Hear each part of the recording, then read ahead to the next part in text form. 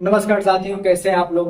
उम्मीद करते हैं कि आप लोग बहुत बढ़िया होंगे और आप लोग की तैयारी बहुत ही शानदार चल रही होगी। और मैं रौनक सिंह एक बार फिर से आप लोग का हार्दिक स्वागत एवं अभिनंदन करता हूँ इस रामानुजन के प्यारे से प्लेटफॉर्म पर। तो चलिए हम लोग स्टार्ट करते हैं। राज्यपाल। तो ऐसा है कि हम लोग राष्ट्रपति, उपराष्ट्रपति, प्रधानमंत्री और उनके मंत्री परिषद, इन सारे बातों को इससे पहले वाली वीडियो में कवर कर चुके हैं। उसके बाद आज हम लोग देखते हैं राज्यपाल। और सबसे इंपॉर्टेंट चीज यह होगा कि जैसे कि आपको बताए हैं कि राज्यपाल और राष्ट्रपति एक प्रकार से आप इनको समान रूप से पढ़ने के लिए रख सकते हैं कि जिस प्रकार से मुख्यमंत्री सारी जानकारियां राज्यपाल को देते हैं, उसी प्रकार प्रधानमंत्री सारी जानकारियां राष्ट्रपति को देती है। जिस प्रकार प्रधानमंत्री अपने मंत्री परिषद और राष्ट्रपति के मध्य तालमेल बनाते हैं, उसी प्रकार से राज्यपाल में जो मुख्यमंत्री रहते हैं वह अपनी मंत्रिपरिषद और राज्यपाल के मध्य तालमेल बनाते हैं। तो उसी प्रकार से आज हम लोग इस प्रकार से पढ़ेंगे कि थोड़ा सा भी डाउट ना रहे राज्यपाल में, राष्ट्रपति में। ठीक है, और इस प्रकार से करेंगे कि दोनों भी वर्ड साथ में कोऑर्डिनेट होते रहे और आपको समझ में आता रहे। तो दोस्तों चलिए फिर से स्टार्ट करते हैं हमारा एक प्यारा सा सेशन। तो आइए शुरू करते हैं। तो सबसे पहले पहले हम लोग यह देखते हैं कि अनुच्छेद 66 यह बताता है कि राज्य कार्यपालिका के सभी कार्य राज्यपाल के नाम पर किए जाएंगे। हम लोग उसमें पढ़े थे जो राष्ट्रपति वाला था, तो उसमें अनुच्छेद 77 यही बताता है, 77, कि जितने भी कार्य होंगे वह राष्ट्रपति के नाम पर ही कराए जाएंगे, लेकिन सारे कार्य करते हैं प्रधानमंत्री। एक प्रकार से प्रधानमंत्री के सिफारिश पर ही राष्ट्रपति सारा कार्य करता है, लेकिन सारा कार्य का जो एक प्रकार का दिया जाता है कि उन्हीं के नाम पर कार्य किया जा रहा है, तो वह राष्ट्रपति के नाम पर किया जाता है, लेकिन सारा काम करवाने वाला पीछे से कोई रहता है, तो वह रहता है हमारा प्रधानमंत्री। तो ठीक उसी प्रकार से यह भी होता है कि राज्य कार्यपालिका के सभी कार्य राज्यपाल के नाम पर किए जाएंगे, यानी कि मुख्यमंत्री सारा काम वो स्वयं करते हैं और स्वयं करवाते हैं, लेकिन वह राज्यपाल के नाम पर किया जाता है, जिसको गवर्नर बोलते हैं। ठीक है, तो आगे देखते हैं कि जो गवर्नर होता है वह मुख्यमंत्री से जानकारी मांग सकता है। अब जैसे कि होता है कि अगर आप किसी के नाम से सारा काम कर रहे हैं, तो फिर उसका इतना तो हक बनता ही है कि उसके पीठ पीछे या उसके सामने जो भी बात चल रही है एटलीस्ट उसको पता होना चाहिए, मतलब क्या उसके लिए सही है क्या गलत है। तो ठीक उसी प्रकार से यह संविधान में अनुच्छेद 166 में राज्यपाल को यह शक्ति प्रदान कर दी गई है कि आप मुख्यमंत्री से सारी डाटा, सारी जानकारियां मांग सकते हैं। ठीक उसी प्रकार से अनुच्छेद 78, ये आपका 78 है, 78, जिसमें राष्ट्रपति में यह होता है कि प्रधानमंत्री का यह दायित्व होता है कि वह सारी जानकारियां राष्ट्रपति को उपलब्ध कराए। तो उसी प्रकार से जिस प्रकार से 78 में प्रधानमंत्री राष्ट्रपति को सारी जानकारी उपलब्ध कराते हैं, ठीक उसी प्रकार अनुच्छेद 166 में मुख्यमंत्री जो होते हैं वह राज्यपाल को सारी जानकारी उपलब्ध करवाते हैं। उम्मीद करते हैं आप लोग के समझ में आ गए होंगे। उसके बाद हम लोग देखते हैं अनुच्छेद 166 के पहला। ठीक है, एक बार थोड़ा देखते हैं। तो इसमें सबसे पहले पहले हम लोग यह देखते हैं कि अनुच्छेद 166 में पहला होता है कि राज्यपाल मुख्यमंत्री की नियुक्ति करता है। हम लोग देखते हैं कि ठीक इसी प्रकार से राष्ट्रपति वाले में भी देखे थे कि जो राष्ट्रपति होता है वो प्रधानमंत्री का नियुक्ति करता है और प्रधानमंत्री के सलाहकार पर वह सारे मंत्रिपरिषद का भी नियुक्ति करता है, लेकिन मेजरली राष्ट्रपति वह स्टार्टिंग में प्रधानमंत्री की ही नियुक्ति करता है। तो ठीक उसी प्रकार से जो राज्यपाल होता है वह मुख्यमंत्री का नियुक्ति। तो उसके बाद आइए हम लोग देखते हैं कि जो अनुच्छेद 165 ये बताता है कि महाधिवक्ता की नियुक्ति, जो राज्यपाल होता है वह मुख्यमंत्री की नियुक्ति के साथ साथ महाधिवक्ता का भी नियुक्ति करता है। और इसके साथ साथ हम लोग इससे पुराने वाले ये भी पढ़े थे कि राज्यपाल हाई कोर्ट के भी जो जज होते हैं उनकी भी नियुक्ति करते हैं।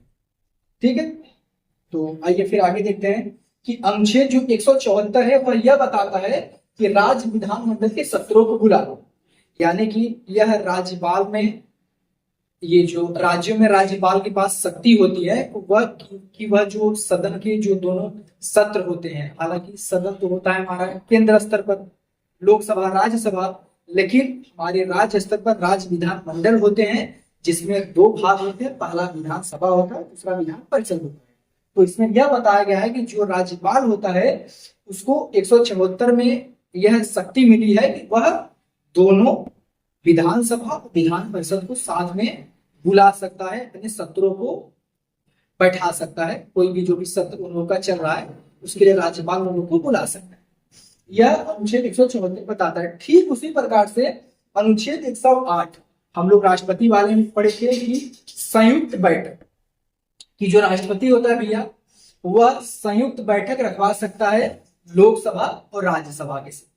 तो ठीक उसी प्रकार से जिस प्रकार से राष्ट्रपति 108 में लोकसभा और राज्यसभा को बैठाता है, ठीक उसी प्रकार से जो हमारे राज्यपाल होंगे वह 174 के तहत विधानसभा और विधान परिषद को साथ में सत्र को बैठा सकते। फिर उसके बाद हम लोग देखते हैं अनुच्छेद 175 में अभिभाषण। तो इसमें क्या होता है कि जो राज्यपाल होते हैं वह अपने राज्य विधान मंडलों को कोई ना कोई अभिभाषण दे सकते हैं। ठीक उसी प्रकार से अनुच्छेद 87 में राष्ट्रपति के पास ये पावर होता है कि वह लोकसभा या राज्यसभा को दोनों में से किसी को भी विशेष अभिभाषण दे सकते। तो यह अनुच्छेद 175। फिर उसके बाद हम लोग देखते हैं अनुच्छेद 176। अनुच्छेद 176 यह बताता है कि राज्यपाल के अनुमति के बिना कोई भी विधेयक पारित नहीं होता। राज्यपाल के पास इतनी शक्तियां होती हैं कि जो भी विधेयक अगर आप विधायिका के पास अपना अगर पेश करेंगे तो फिर बिना राज्यपाल के हस्ताक्षर के बिना, बिना राज्यपाल की अनुमति के बिना वह विधेयक पारित नहीं माना जाएगा। ठीक है। उसके बाद हम लोग देखते हैं अनुच्छेद 213। अनुच्छेद 213 यह बताता है कि राज्यपाल को अध्यादेश जारी करने की शक्ति। ठीक उसी प्रकार से 123 में हम लोग राष्ट्रपति को देखे थे कि राष्ट्रपति के पास भी अध्यादेश जारी करने की शक्ति। इसमें मेजरली हम ये बोल सकते हैं, जैसे यह होता है कि कभी कभी सत्र नहीं चल रहा होता है तो कोई ना कोई विधि राष्ट्रपति या राज्यपाल बना सकते हैं। राष्ट्रपति जो बनाएंगे वह अपना केंद्र स्तर पर बना सकते हैं और राज्यपाल बनाएंगे वो अपना राज्य स्तर पर बना सकते हैं। लेकिन इसमें एक पॉइंट यह मोस्टली एकदम इम्पोर्टेंस होता है कि जो विधेयक ये लोग बनाएंगे, जो भी विधि राष्ट्रपति या राज्यपाल बनाएंगे, तो जब ये सत्र नहीं चल रहा होता है तभी बनाएंगे और सत्र जैसे ही प्रारंभ होगा उसके 6 सप्ताह के भीतर ही वह विधेयक को स्वतः पारित कर देना चाहिए। अगर वह स्वतः पारित नहीं हो पा रहा है तो वह स्वतः से समाप्त हो जाए। ठीक है। तो एक बार फिर से इसको क्लियर कर दे रहा हूं कि जो आर्टिकल 213 है इसमें यह बताता है कि राज्यपाल के पास अध्यादेश जारी करने की शक्ति होती है। यानी कि जब कोई सत्र नहीं चल रहा होता है तो फिर जो राज्यपाल होता है यह एक अध्यादेश जारी करता है, यानी कि कोई ना कोई विधेयक बना सकता है। इसके पास ये शक्ति होती है और जैसे सत्र प्रारंभ होगी, सत्र के प्रारंभ होने के 6 सप्ताह के भीतर ही वह जो विधेयक राज्यपाल बनाया रहेगा उसको पारित करना होता है। अगर वह पारित नहीं होता है तो वह स्वतः ही समाप्त हो जाएगी। यह आर्टिकल 213 बोलता है। लेकिन आर्टिकल 123 से उसी प्रकार से जहां पर आपका गवर्नर थे वहां पर प्रेसिडेंट आ जाएंगे, जहां पर राज्य स्तर था वहां पर केंद्र स्तर आ जाएंगे, बाकी सारा का सारा सेम। कि अब 130 में यह बताता है कि जो राष्ट्रपति होता है अगर संसद नहीं चल रहा होता तो कोई ना कोई विधेयक बना सकता है और जैसे ही संसद प्रारंभ होगी, संसद के प्रारंभ होने के फिर 6 सप्ताह के भीतर ही अगर वो विधेयक पारित नहीं होता है तो स्वतः ही विधेयक समाप्त हो जाएगी। तो उम्मीद करते हैं आप लोग को ये बात समझ में आ गई होगी। अब उसके बाद हम लोग देखते हैं आर्टिकल 202। इसमें क्या बताता है कि राज्यपाल विधानसभा में वित्तीय बजट रखवाता है। भैया जैसे कि हमारे लोकसभा में ये वित्तीय बजट राष्ट्रपति के अनुमति के हिसाब से रखाया जाता है, ठीक इसी प्रकार से राज्यपाल जो होता है उसके अनुमति से विधानसभा में ये जो वित्तीय बजट है वो रखवाया जाता है। ठीक है।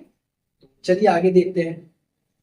अब देखिए इसमें एक इम्पोर्टेंट चीज यह होता है कि 2 बजट मेजरली मोस्ट इंपॉर्टेंट होते हैं। पहला तो होता है एक साधारण विधेयक जिसको हम बोलते हैं और एक होता है धन विधेयक। साधारण विधेयक में यह होता है कि राष्ट्रपति की अनुमति के बगैर भी आप लोकसभा में उसको प्रस्ताव रख सकते हैं, लेकिन धर्म विधेयक में ऐसा नहीं होता है। धर्म विधेयक पारित करने के लिए सबसे पहले आपको राष्ट्रपति की अनुमति लेना पड़ेगा, तभी आप लोकसभा में रख सकते हैं। ठीक उसी प्रकार से राज्यसभा में भी, सॉरी, फिर उसी प्रकार से राज्य सरकार में भी यही नियम होता है कि जो वित्तीय बजट होता है वह राज्यपाल की अनुमति से आप विधानसभा में रखवा सकते हैं। जिस प्रकार से केंद्र सरकार में आपका लोकसभा और राज्यसभा होता है कि जो उच्च सदन होता है वह राज्यसभा होता है, जो निम्न सदन होता है वह लोकसभा होता है, ठीक उसी प्रकार से राज्य स्तर पर भी होता है, जिसे विधानसभा और विधान परिषद बोलते हैं। इसमें जो हमारा उच्च सदन होता है वह विधान परिषद होता है और जो निम्न सदन होता है वो विधानसभा होता है। उम्मीद करते हैं आप लोग की सारी बातें समझ में आ गई होगी। अब चलिए हम लोग आगे देखते हैं। अब इसके बाद आगे हम लोग ये देखते हैं अनुच्छेद 267। अनुच्छेद 267 यह बोलता है कि राज्य में आकस्मिक निधि पर राज्यपाल का नियंत्रण होता है। यानी कि भैया अगर राज्य में कोई भी दिक्कत या फिर कोई भी परेशानी या फिर कोई भी महामारी चल रही होती है, जैसे कि अभी कोरोना ही आया था, तो फिर ऐसे ऐसे महामारी में जो राज्य में जो आकस्मिक निधि जो रहती है उसमें राज्यपाल का नियंत्रण होता है, उसका संचालन राज्यपाल स्वयं से करता है। तो अब इसके बाद हम लोग देखते हैं अनुच्छेद 161 सजा, कि भैया किसी भी व्यक्ति को अगर सजा दे दी गई है तो फिर राज्यपाल के पास यह शक्ति होती है आर्टिकल 161 के तहत कि वह उसके सजा को कम कर सकता है या माफ कर सकता है। लेकिन जो सेना वाले कंडीशन में लोग आते हैं उनको यह माफ नहीं कर सकता। ठीक उसी प्रकार से अनुच्छेद 72 में हम लोग राष्ट्रपति वाले पढ़े थे कि जो सुप्रीम कोर्ट से या हाई कोर्ट से किसी भी व्यक्ति को सजा दे दिया गया हो तो उसे राष्ट्रपति उस सजा को कम कर सकता है या फिर उस सजा को माफ कर सकता है। यह अनुच्छेद 72 में था राष्ट्रपति वाला और ये अनुच्छेद 161 में है राज्यपाल। उम्मीद करते हैं आप लोग की सारी बातें समझ में आ गई। और आप लोगों को बता दूं कि जैसे कि ये जो पॉलिटी सब्जेक्ट होता है यह एक प्रकार से सिर्फ छात्रों के लिए ही नहीं बल्कि प्रत्येक व्यक्तियों को पढ़ना चाहिए, क्योंकि प्रत्येक व्यक्ति का सोच समझ एक प्रकार से विकसित हो सकता है। क्योंकि जो पॉलिटी होता है यह प्रत्येक व्यक्तियों को इसकी आवश्यकता होती है, क्योंकि इसमें प्रत्येक व्यक्ति होते हैं जिसमें नागरिकता होता है। नागरिकता तो ऐसा होता नहीं कि सिर्फ छात्र के ही होते हैं, जो अन्य व्यक्ति होते हैं वो भी तो भारत के नागरिक होते हैं। तो ठीक उसी प्रकार से प्रत्येक व्यक्ति को भी पॉलिटी पढ़ना चाहिए। आगे आइए देखते हैं हम लोग कि अनुच्छेद 163 यह बताता है कि राज्यपाल की सहायता के लिए एक मंत्री परिषद हो।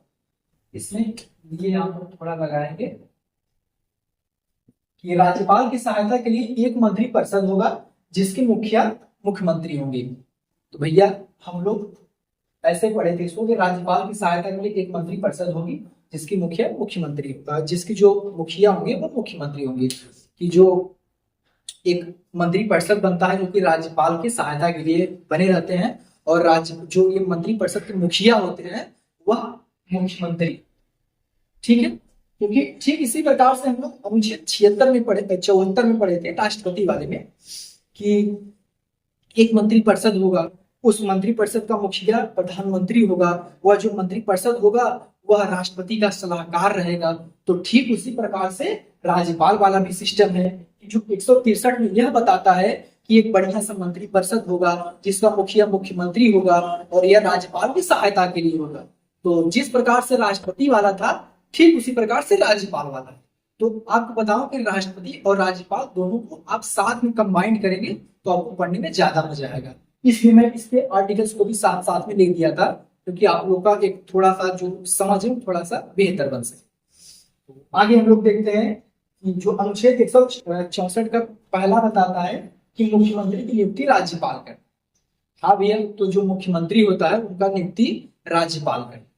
राज्यपाल मुख्यमंत्री का नियुक्ति करता है, राज्यपाल हाई कोर्ट के उच्च न्यायाधीश का नियुक्ति करता है, राज्यपाल महाअधिवक्ता का नियुक्ति करता है। ठीक उसी प्रकार से अनुच्छेद 75 का एक बताता है कि जो राष्ट्रपति होता है वह प्रधानमंत्री का नियुक्ति करता है।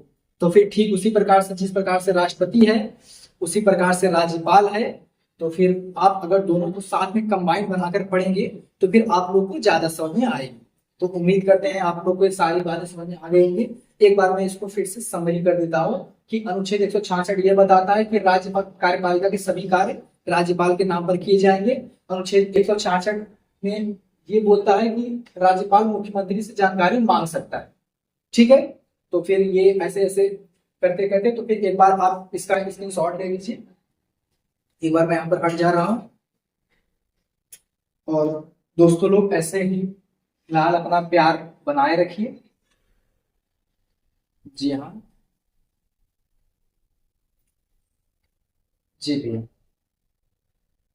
जी बिल्कुल। इसमें एक यह होता है कि जैसे कि जो 108 होता है, यह राष्ट्रपति जो होता है वह संयुक्त अधिवेशन बैठाता है, जिसमें लोकसभा और राज्यसभा दोनों आते हैं। और बाकी जो इसमें होता है, जो राज्य विधानमंडल में होता है, यह विधानसभा और विधान परिषद को साथ में बैठा सकता है। यह हमारा 174 होता है।